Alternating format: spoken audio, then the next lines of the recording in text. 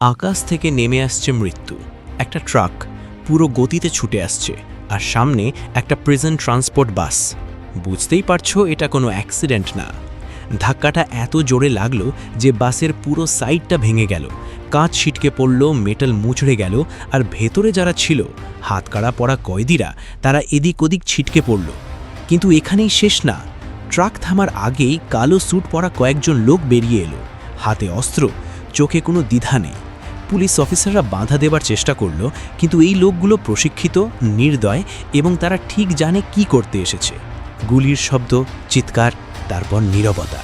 যে পুলিশরা বেঁচে ছিল তারা মাটিতে পড়ে রইল, আর কয়েদিদের মধ্যে থেকে একজনকে বিশেষভাবে বের করা হলো, নো সাং সিক, একজন প্রাক্তন গ্যাংস্টার বস, যাকে ঘিরেই পুরো অপারেশনটা সাজানো হয়েছে। এই মুহূর্তে যদি তুমি ভাবছো শুধু একজন কয়েদিকে ছাড়ানোর জন্য এতগুলো পুলিশকে মারা হলো, তাহলে বুঝে নাও এই গল্পটা যতটা ভাবছো তার চেয়ে অনেক অনেক বড়। কোরীয় crime thriller series bad guys. ঘটনার পরদিন সকাল, পুলিশ হেডকোয়ার্টারে উত্তেজনা চরমে। কয়েকজন কয়েদি পালিয়েছে, কয়েকজন পুলিশ মারা গেছে, আর সবচেয়ে বড় কথা, নো সাং সেক এখন কোথায় কেউ জানে না। পুলিশ চিফ বসে আছেন তার অফিসে। বাইরে থেকে দেখলে শান্ত, গম্ভীর, কিন্তু ভেতরে সেটা আমরা একটু পরে জানব। তিনি একটা ফোন করলেন। ও পাশে যে মানুষটা ধরল তার নাম ও গু তাক। এই নামটা মনে রাখো, কারণ এই সিরিজের পুরো ভার এই একজন মানুষের কাঁধে। ও গু তাক একসময় ছিল কোরিয়া পুলিশের সবচেয়ে বিতর্কিত ইউনিটের বস, ক্রাইম ইউনিট। এই ইউনিটটা কোনো সাধারণ পুলিশ দল ছিল না। এখানে থাকতো সেই সব মানুষ যাদের অন্য কোথাও জায়গা নেই। অপরাধী, রক্ষী, বিপজ্জনক মানুষ, কিন্তু তাদের একটাই গুণ ছিল, কাজ করতে পারে এবং করে। এই ইউনিট বহু আগেই ভেঙে দেওয়া হয়েছে, কারণ পদ্ধতি। এদের পদ্ধতি কখনোই বইয়ের মধ্যে ছিল না। কিন্তু এখন পরিস্থিতি এমন যে বইয়ের মধ্যে পদ্ধতিতে কাজ হচ্ছে না। পুলিশ চিফ গু তাককে ডেকে বললেন পুরো ব্যাপারটা। নো সাংসে কেন এত গুরুত্বপূর্ণ? কারণ সে একটা সাক্ষ্য দিতে রাজি হয়েছিল, এমন একজনের বিরুদ্ধে যার নাম শুনলে পুলিশের হাত পা কাঁপে। ইয়াকুজার আসল নেতা। জাপানি মাফিয়া সংগঠন ইয়াকুজা কোরিয়ায় তাদের অপারেশন চালাচ্ছে, ড্রাগস, অস্ত্র, মানব পাচার। আর সাংসিক এই সংগঠনের একদম ভেতরের মানুষ। সে জানে কে এই সংগঠনের আসল মাথা। এই তথ্যটুকু দেশের জন্য বিপ্লব ঘটাতে পারে। কিন্তু সাংসিক এখন পালিয়েছে, বা পালানো হয়েছে তাকে। একটু চুপ করে থাকলো, তারপর বলল, আমি করব, কিন্তু আমার মতো করে। ক্রাইম ইউনিট পুনর্গঠন। প্রথম সদস্য উংচল। জেলখানার ভেতরে একটা ছোট্ট সেল। মাটিতে বসে আছে একটা বিশাল চেহারার মানুষ। পেশি এমন যে দেখলেই বোঝা যায় এই লোক শুধু মারামারিতেই বড় হয়েছে। হোয়াং উংচল একসময় ছিল একটা বড় ক্রাইম সিন্ডিকেটের মাংসপেশি। মানে যখন বড় ভাই কাউকে বোঝাতে পাঠাতেন, উংচলকে পাঠাতেন। কিন্তু সে এখন জেলে এবং সে বের হতে চায়। গুতাক যখন তার সামনে গেল, উংচল প্রথমে আগ্রহ দেখালো না, কিন্তু যখন গুতাক বলল নো সাং সেক, উংচলের চোখ বদলে গেল। কারণ এই নামটার সাথে তার একটা হিসাব বাকি আছে। নাম মিউংজাক, উংচলের সবচেয়ে কাছের বন্ধু। একসময় তারা দুজন একসাথেই ছিল, একই দলে, একই রাস্তায়। কিন্তু একটা দিন সব শেষ হয়ে গেল। মিউংজাক মারা গেল। কিভাবে, কেন, সেটা পুরোপুরি জানা যাবে সামনে। কিন্তু এইটুকু বলি, নো সাংসিকের নামটা এই মৃত্যুর সাথে সরাসরি জড়িত। উংচল রাজি হলো। এই মিশনে সে যাবে, কারণ এটা শুধু জেল থেকে বের হওয়ার সুযোগ না, এটা বদলা নেওয়ার সুযোগ। দ্বিতীয় সদস্য ইউসাং।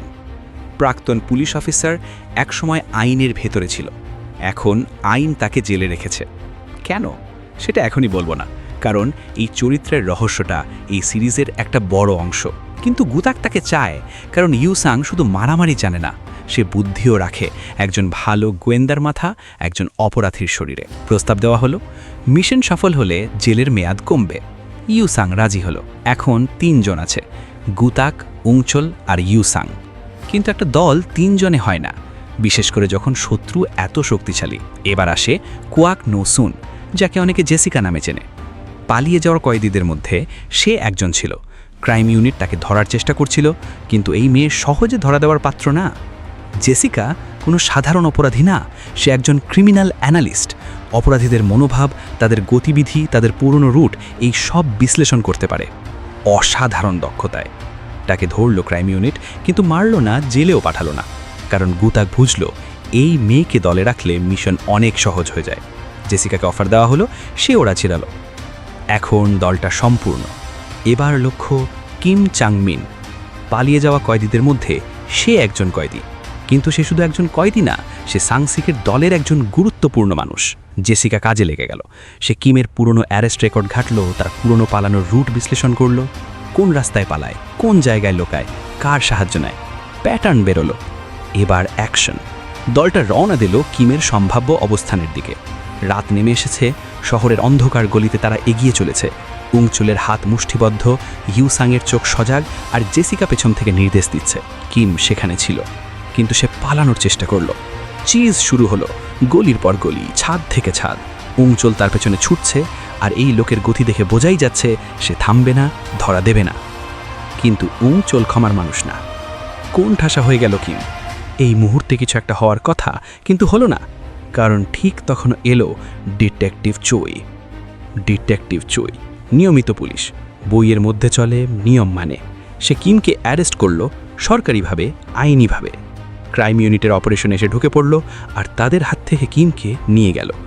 উংচুল রাগে ফেটে পড়ল। ইউসাং চুপ করে রইল। গুতাক হঠাৎ মাটিতে পড়ে গেল। পেটে হাত চেপে ধরে মুখ বিকৃত হয়ে গেছে ব্যথায়। ভয় পেয়ে গেল সবাই। কি হলো?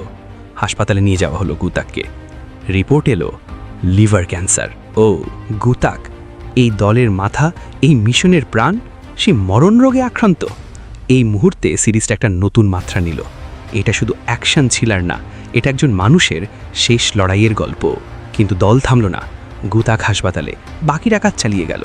পুলিশ স্টেশনে কিম আছে, তাকে বের করতে হবে, কারণ কিমের কাছে তথ্য আছে এবং সেই তথ্য দরকার। এটা কি আইনি? না, ক্রাইম ইউনিট আইনের বাইরে কাজ করে, সেটাই তাদের পরিচয়। কিমকে বের করে আনা হলো, এবং শুধু কিম না, আরও কিছু পালিয়ে যাওয়া কয়েদি ধরা পড়েছিল, তারাও এখন ইউনিটের হাতে। এবার জিজ্ঞাসাবাদ, কিন্তু আসল লক্ষ্য এখনও বাকি। নো সাংসেক। অবশেষে সাংসেককে পাওয়া গেল।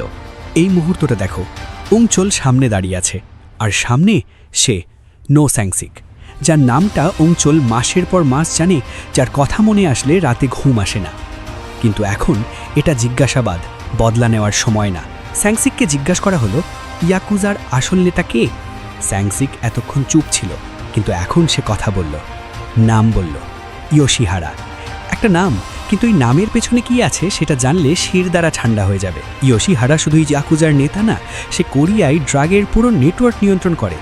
এই মানুষটার নির্দেশে কত মানুষ মরেছে, কত পরিবার ধ্বংস হয়েছে, সেটা গোনা সম্ভব না। এবার আসে সবচেয়ে বড় আঘাত। স্যাংসিক বলল, মিউংসকের মৃত্যু। উংচলের বন্ধু মিউংসক মারা গিয়েছিল ইয়োশিহারার নির্দেশে, কারণ সে ইয়াকুজার ড্রাগ অপারেশনের বিরোধিতা করেছিল, প্রতিবাদ করেছিল, এবং তার ফলাফল মৃত্যু। উংচল যা সন্দেহ করত, এখন সেটা নিশ্চিত হলো। স্যাংসিক বলল আরও কিছু। সে নিজেও এই হত্যার কথা জানত, এবং এই অপরাধবোধ থেকেই সে সাক্ষ্য দিতে রাজি হয়েছিল। সে ইয়োশিহারার সব অপারেশনের বিবরণ লিখেছিল একটা ডায়েরিতে। এই ডায়েরি হলো সব কিছুর চাবিকাঠি। এতে ইয়োশিহারার বিরুদ্ধে প্রমাণ আছে, তার পুরো নেটওয়ার্কের বিবরণ আছে। এটা পেলে ইয়োশিহারাকে শেষ করা সম্ভব। কিন্তু এই মুহূর্তে যখন সব কিছু ঠিক হয়ে আসছে মনে হচ্ছিল, তখনই সিরিজটা তার সবচেয়ে বড় চমকটা দিল। দরজা খুলে গেল, ভেতরে এলেন পুলিশ চিফ। তার হাতে অস্ত্র না, কিন্তু তার সাথে আছে লোকজন, এবং তার চোখে যে ভাবটা, সেটা একজন দেশ রক্ষাকারীর না, সে ইয়োশিহারার মানুষ। পুলিশ চিফ সরকারের সর্বোচ্চ আস্থার মানুষ। সে বিক্রি হয়ে গেছে দেশের শত্রুর কাছে অনেক আগে থেকে, এবং এই মিশনটা তার কাছে ছিল এই ইউনিট কতদূর পৌঁছেছে সেটা নজর রাখার একটা উপায়। এখন যখন ইউনিট সত্যের একদম কাছে চলে এসেছে, পুলিশ চিফ সরাসরি মাঠে নামল। সে ডায়েরিটা ছিনিয়ে নিল, স্যাংসিককেও নিয়ে গেল, এবং যাওয়ার আগে সে এমন একটা কাজ করলো যেটা ক্ষমার অযোগ্য। আগুন। ইউনিটকে ছেড়ে দেওয়া হলো না, তাদের পুড়িয়ে মারার ব্যবস্থা করা হলো। একটা বদ্ধ জায়গায় আগুন লাগিয়ে দেওয়া হলো। দরজা বন্ধ, বাইরে বেরোনোর পথ নেই। ধোঁয়া ভরে যাচ্ছে, শ্বাস নিতে কষ্ট হচ্ছে, তাপমাত্রা বাড়ছে। উংচল দেওয়ালে ঘুষি মারছে, ইউস্যাং রাস্তা খুঁজছে, জেসিকা মাটিতে বসে পড়েছে। এই কি শেষ? এই ক্রাইম ইউনিট যারা এত কষ্টে একসাথে এসছে, তারা কি এখানেই শেষ হয়ে যাবে? না, তারা বেরিয়ে এলো। কিভাবে সেটা দেখলে বুঝবে এই দলটা সাধারণ না। বেরিয়ে এসেছে, কিন্তু ডায়েরি নেই, স্যাংসিক নেই, আর পুলিশ চিফ এখন ইয়োশিহারার সব পৌঁছে দিয়ে দেবে। সময় কম। ঠিক এই মুহূর্তে ডিটেকটিভ চই আবার এলো। এবার সে শত্রু না, সাহায্য করল। চই ইয়োশিহারার লোকেশন ট্র্যাক করতে পারল, একটা ফ্যাক্টরি। দলটা রওনা দিল। এই অ্যাটাকের দৃশ্য যে মুহূর্তে উংচল, ইউস্যাং, জেসিকা আর উংচলের বন্ধুরা ফ্যাক্টরিতে ঢুকলো, এটা দেখার মতো। ইয়োশিহারার গুন্ডারা সংখ্যায় বেশি, প্রশিক্ষিত, সশস্ত্র, কিন্তু উংচল যখন লড়ে সে শুধু হাত পা ব্যবহার করে না, সে লড়ে রাগ দিয়ে, কষ্ট দিয়ে, মিউংসকের স্মৃতি দিয়ে। গুন্ডারা একে একে পড়তে লাগলো এবং অবশেষে ইয়োশিহারা, উংচল আর ইয়োশিহারা মুখোমুখি। এই দৃশ্যটাই কোনো কথা নেই, শুধু মার। উংচল ইয়োশিহারাকে মারছে, প্রতিটা ঘুষির সাথে মিউংসকের নাম মনে আসছে, প্রতিটা আঘাতে মাসের পর মাসের রাগ বেরিয়ে আসছে। ইয়োশিহারা মাটিতে পড়ে গেল। চইয়ের দল এলো। পুলিশ চিফ সহ ইয়োশিহারা আর তার লোকদের গ্রেপ্তার করা হলো। বিচার হবে। মিশন শেষ। ক্রাইম ইউনিট সফল। দলের সবার জেলের মেয়াদ কমানো হলো। জেসিকা, যে একসময় পালিয়ে বেড়াচ্ছিল, সে এখন পুলিশ অফিসারদের সামনে একটা সেমিনার নিচ্ছে, অপরাধীদের মনস্তত্ত্ব বিশ্লেষণ করছে। উংচলের জন্য একটা নতুন মিশনের অফার এলো, সে রাজি। আর গোতাক হাসপাতালে শুয়ে আছে, লিভার ট্রান্সপ্লান্ট লাগবে। একটা ম্যাচিং লিভার পাওয়া গেছে, কিন্তু সে প্রথমে অপারেশন নিতে অস্বীকার করেছিল। কেন? কারণ হয়তো সে মনে করে তার সময় শেষ, বা হয়তো সে মরতে ভয় পায় না, বা হয়তো আরও গভীর কোনো কারণ আছে। কিন্তু উংচল এলো, এই কঠিন মানুষটা যে কারো কাছে মাথা নয় না। সে গুতাককে বলল, অপারেশন নাও, কাজ এখনো বাকি। গুতাক রাজি হলো। মনে হলো এই অধ্যায় শেষ, সুন্দর একটা সমাপ্তি। কিন্তু এই মুহূর্তে যখন তুমি ভাবছো সব ঠিক হয়ে গেছে, তখন একটা তথ্য মনে করিয়ে দেওয়া দরকার। ইয়োশিহারা ধরা পড়েছে, পুলিশ চিফ গ্রেপ্তার হয়েছে, কিন্তু এই ধরনের সংগঠন কি একজন মাথার উপর নির্ভর করে? ইয়াকুজা এত ছোট নয়। ইয়োশিহারার অপরে আর কেউ আছে কিনা এই প্রশ্নের উত্তর কেউ দেয়নি। সাংসিকের ডায়েরিতে কি লেখা ছিল সেটা পুরোপুরি প্রকাশিত হয়নি। আর অঞ্চলকে যে নতুন মিশনের অফার দেওয়া হয়েছে, সেই মিশনটা কি? কেন একজন প্রাক্তন মাংসপেশির মানুষকে এত জরুরিভাবে ডাকা হচ্ছে? কি এমন হচ্ছে যেটা এত বড়, যেটার জন্য আবার ক্রাইম ইউনিট লাগবে? এই প্রশ্নগুলো নিয়ে পার্ট 2 আসছে, কিন্তু পার্ট 2 দেখার আগে এই সিরিজ নিয়ে একটা কথা বলে রাখি। ব্যাড গাইস শুধু একটা কোরিয়ান ক্রাইম শো না, এটা একটা প্রশ্ন। কে আসলে ভালো মানুষ? যে আইন মানে সে, নাকি যে সত্যের জন্য লড়ে? উংচল একজন অপরাধী, কিন্তু সে তার বন্ধুর মৃত্যুর বদলা নিতে নিজের জীবন ঝুঁকিতে ফেলল। জেসিকা একজন পালাতো কয়েদি, কিন্তু তার মাথার জোরে মিশনে গিয়ে গেল। গোতাক আইনের মানুষ, কিন্তু আইনের বাইরে গিয়ে কাজ করল। আর পুলিশ চিফ, যাকে সবাই বিশ্বাস করত, সে বিক্রি হয়ে গিয়েছিল। এই সিরিজটা বারবার একটাই কথা বলে, পোশাক দেখে মানুষ চিনো না। পার্ট 2তে কি হবে? নতুন মিশন, নতুন শত্রু, এবং হয়তো নতুন বিশ্বাসঘাতক। কারণ এই দুনিয়ায় কাউকে সম্পূর্ণ বিশ্বাস করা যায় না। গুতাক অপারেশন থেকে সুস্থ হবে কিনা জানা নেই। উংচলের নতুন শত্রুকে জানা নেই। আর ইয়াকুজার বাকি শিখর, সেটা কতটা গভীর সেটাও এখনও অজানা। এই ভিডিও যদি ভালো লাগে তাহলে লাইক দাও, চ্যানেলটা সাবস্ক্রাইব করো আর বেল আইকনটা প্রেস করো, কারণ পার্ট 2 আসছে, আর সেটা মিস করা মানে পুরো গল্পটাই অসম্পূর্ণ থেকে যাবে।